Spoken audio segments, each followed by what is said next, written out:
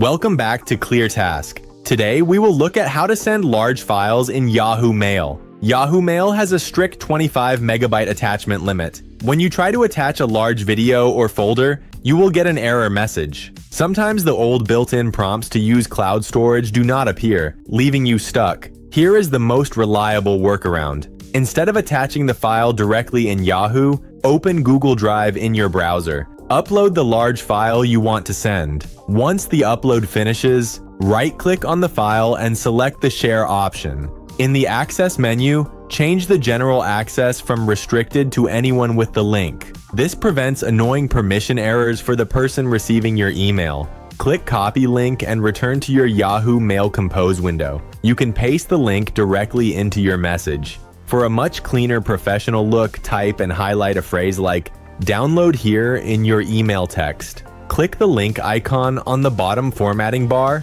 paste your Google Drive link, and hit Save. Your large file is now seamlessly embedded into the email. When the recipient clicks the text, they will be taken straight to Google Drive to download the file without any size restrictions. You can also replicate this exact process using Dropbox, WeTransfer, or OneDrive. If this guide was helpful, please like the video and subscribe to ClearTask for more straightforward tutorials.